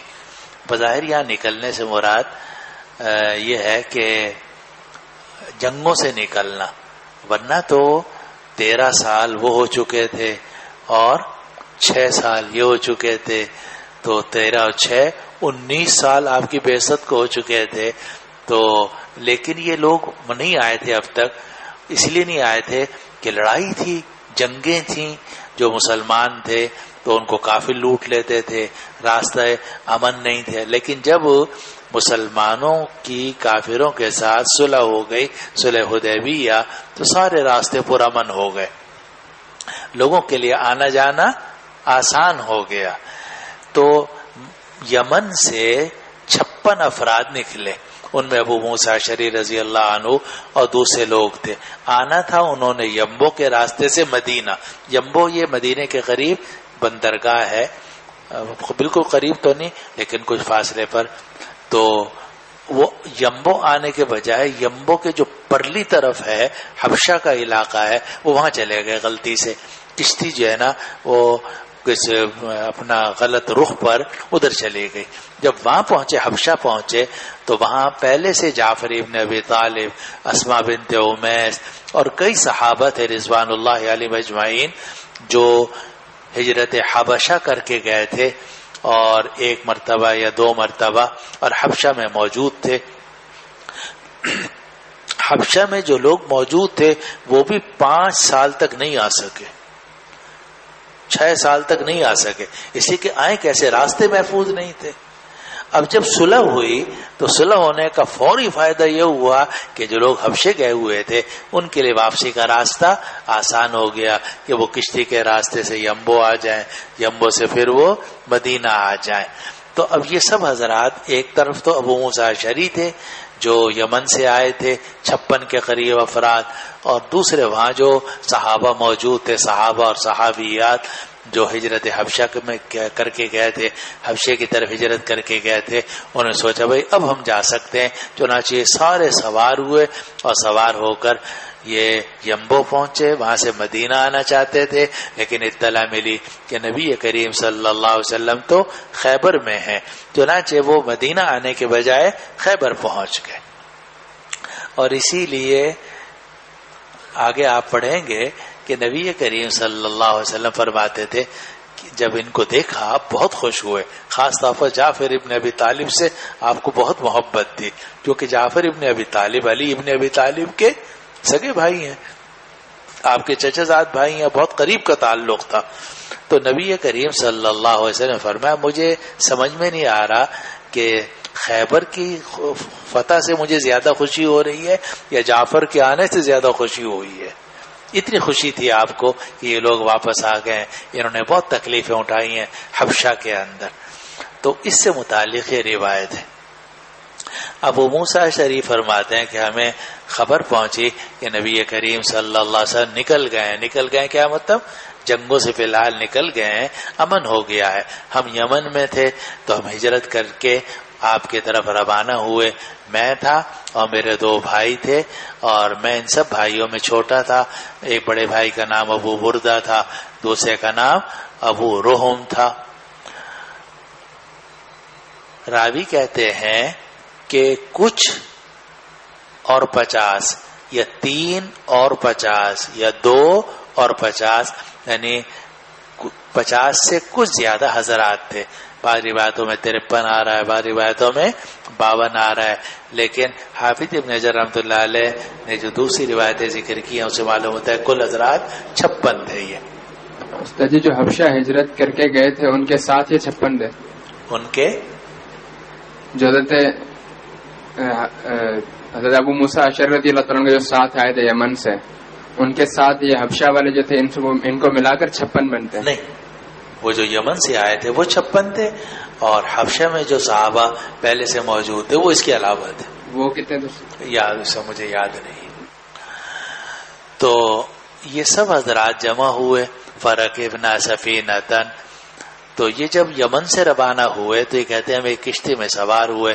فالقتنا سفینتنا الی النجاشی والحبشہ.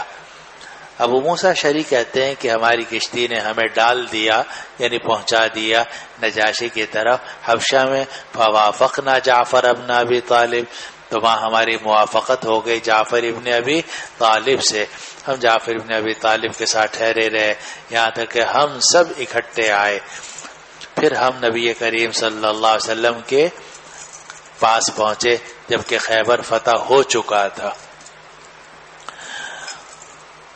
اور لوگوں میں سے کچھ لوگ وہ تھے جو یہ ہم کہتے تھے ہمیں، یعنی کشتی والوں کو، کہ سبقناکم بالحج ہجرہ، کہ تم بہت دیر سے آئے ہو، ہم تو ہجرت میں تم سے سبقت لے گئے ہیں.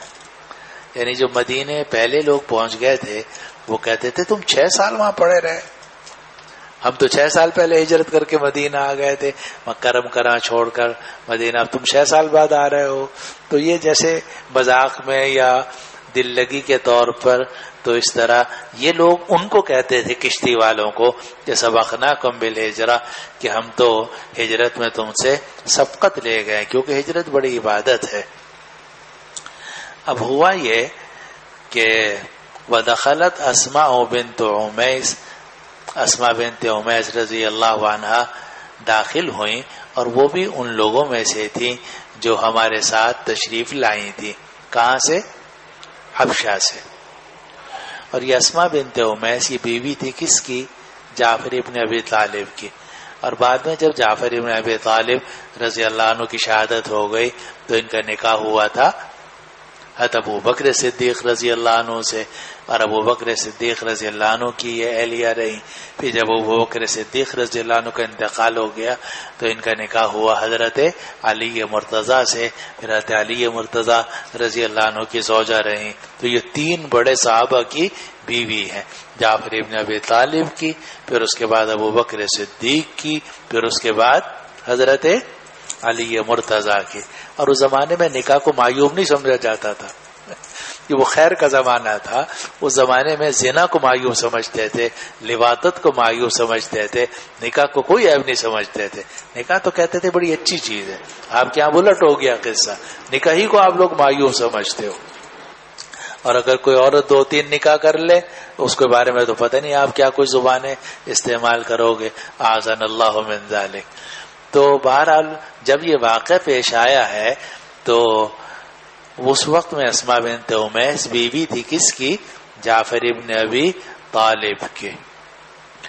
اچھا بھئی، یہ ساتھی نے سوال کیا تھا نا، آپ نے سوال کیا تھا؟ کس نے کیا تھا؟ یہ تو آپ بھی دیکھ لینا، میں بھی دیکھ لوں گا. اور بھی کوئی ساتھی اگر تلاش کرے کہ وہ جو حبشے سے لوگ آئے تھے ان کی تعداد کتنی تھی، جس کو بھی موقع مل جائے وہ دیکھ. مجھے یاد رہا تو میں دیکھ لوں گا، لیکن میں بھول جاتا ہوں بس اوقات گھر جا کے. اچھا جی، ابھی کہاں بہت پہنچ گئے؟ تو حضرت اسماء بنت عمیس تشریف لائیں، اور وہ بھی ان صحابہ میں سے تھی جو ہمارے ساتھ آئے تھے. اور وہ تشریف لائیں حضرت حفصہ کے پاس، اور حضرت حفصہ جو ہیں وہ نبی کریم صلی اللہ علیہ وسلم کی زوجہ مطہرہ ہیں. زائراتن، ملاقات کے لیے. زیارت عربی میں کہتے ہیں ملاقات کو، کہ حضرت اسماء ملنے کے لیے آئیں حضرت حفصہ سے. وقد كانت حاجرت الى النجاشی فی من حاجر، اور حضرت اسماء بنت عمیس بھی ان لوگوں میں تھیں کہ جو ہجرت کر کے گئی تھی نجاشی کی طرف، مع زوجہا جعفر فی من حاجر. اب ہوا یہ کہ یہ حضرت حفصہ کے پاس بیٹھی ہوئی تھی تو عمر فاروق آ گئے. فدخل عمر علی حفصہ واسماء عندها. حضرت عمر حضرت حفصہ کے پاس پہنچے، وہاں اسماء بنت عمیس بھی بیٹھی ہوئی تھی. عمر فاروق نے جب حضرت اسماء کو دیکھا تو کہا یہ کون ہے؟ ہو سکتا ہے کہ جانتے ہوں مگر تجاہل عارفانہ سے یہ بات فرمائی ہو، اور یہ بھی ہو سکتا ہے کہ نہ پہچان سکے ہوں، ہو سکتا ہے پردہ کیا ہوا ہو. تو حضرت حفصہ نے فرمایا اسماء بنت امیس، یہ اسماء بنت امیس ہیں. تو قال عمر، تو حضرت عمر رضی اللہ عنہ نے فرمایا الحبشیۃ هذه البحریۃ هذه، اچھا یہ حبشے والی ہے. کیا یہ حبشے والی عورت ہے؟ کیا یہ سمندر والی عورت ہے؟ تو حبشے والی عورت ہے، حبشے سے آئی ہے، اور یہ سمندر والی عورت ہے کہ سمندر سے سفر کر کے یہاں آئی ہے. گویا عمر فاروق رضی اللہ عنہ نے کچھ تھوڑا سا مزاح سا کیا کہ حبشے والی عورت، حالانکہ حبشے کے جتنے لوگ ہیں کالے ہوتے ہیں، تو حبشی تو کہتے ہی کالوں کو ہیں. تو الحبشیۃ هذه، حالانکہ اسماء بنت امیس تو حبشی نہیں تھی، لیکن حضرت عمر فاروق رضی اللہ عنہ نے فرمایا الحبشیۃ هذه البحریۃ هذه. حضرت اسماء نے کہا ہاں ٹھیک ہے، ہم حبشے والے ہیں، ہم بحری ہیں.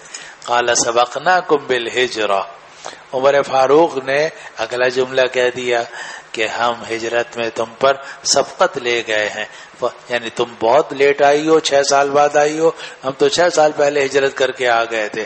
فنحن احق برسول اللہ صلی اللہ علیہ وسلم منکم، تو ہم تمہارے مقابلے میں رسول اللہ صلی اللہ علیہ وسلم کے زیادہ حقدار ہیں. یہ جو بات تھی اس کو سن کے حضرت اسماء کو غصہ آ گیا. فغضبت، وہ کہنے غصہ آ گیا ان کو، اور وہ کہنے لگی کلا واللہ، ہرگز نہیں، اللہ کی قسم. یعنی تم جو کہہ رہے ہو کہ تم زیادہ مستحق ہو رسول اللہ کے، تم کہاں سے مستحق ہو؟ تکلیفیں تو ہم نے اٹھائی ہیں، اتنے سال ہم نے حبشہ کی زمین میں گزارے ہیں، ہمیں تکلیفوں کا سامنا کرنا پڑا، تم تو مزے کرتے رہے یہاں. تمہیں تو جہاد کا بھی موقع ملا، اور وہ رسول اللہ صلی اللہ علیہ وسلم کی صحبت کا بھی موقع ملا، قرآن بھی سیکھ لیا، یہ بھی کر لیا، وہ بھی کر لیا، مال غنیمت میں بھی تمہیں حصہ مل گیا، ہمیں تو کچھ بھی نہیں ملا، ہم تو وہاں حبشہ کی زمین میں تھے. فغضبت، وہ غصے ہو گئیں اور کہنے لگیں ہرگز نہیں، اللہ کی قسم تم تو رسول اللہ، ہرگز نہیں، اللہ کی قسم کا مطلب کیا ہے کہ تم ہمارے مقابلے میں زیادہ احق برسول اللہ نہیں ہو. وجہ اس کی یہ ہے کہ تم تو رسول اللہ صلی اللہ علیہ وسلم کے ساتھ تھے، یطعم جائعکم، اور رسول اللہ تمہارے بھوکوں کو کھلاتے تھے، ویعظ جاہلکم، اور تمہارے جاہلوں کو نصیحت کرتے تھے. اور مقصد یہ تھا کہ تمہیں تو رسول اللہ صلی اللہ علیہ وسلم سے غذائے جسمانی بھی مل رہی تھی اور غذائے روحانی بھی مل رہی تھی. یطعم جائعکم، تمہارے تو مزے تھے، رسول اللہ صلی اللہ علیہ وسلم تم میں سے جو بھوکا ہوتا تھا اس کو کھلاتے تھے، اور جو ان پڑھ ہوتا تھا، اس کو جاہل ہوتا تھا، اس کو قرآن اور حدیث سناتے تھے اور سکھاتے تھے. وَكُنَّا فِي دَارٍ أَوْ فِي أَرْضِ الْبُعَدَاء، اور ہم تو ایک بہت دور کی زمین میں تھے، البغضاء، اب وہ زمین بھی بڑی قابل نفرت، حبشے کی زمین جہاں سارے کالے کالے حبشی لوگ تھے، ہم تو وہاں تھے. بذالک فی اللہ و فی رسولہ، اور یہ جو ہم نے تکلیف اٹھائی یہ اللہ کے لیے اٹھائی ہے، اللہ کے رسول کے لیے اٹھائی ہے. اور اللہ کی قسم میں کھانا نہیں کھاؤں گی، پانی نہیں پیوں گی، یہاں تک کہ میں رسول اللہ صلی اللہ علیہ وسلم ذکر کروں گی کہ تم نے یہ جملے کہے ہیں. وَنَحْنُ كُنَّا نُؤْذَى وَنُخَافُ، اور حال یہ تھا کہ ہمیں تکلیف پہنچائی جاتی تھی، ہمیں ڈرایا جاتا تھا، اور میں یہ سب باتیں نبی کریم صلی اللہ علیہ وسلم سے ذکر کروں گی اور ان سے پوچھوں گی، اور اللہ کی قسم میں جھوٹ نہیں بولوں گی اور زبان کو ٹیڑھا نہیں کروں گی، اور جو کچھ تم نے کہا ہے اس سے اضافہ نہیں کروں گی.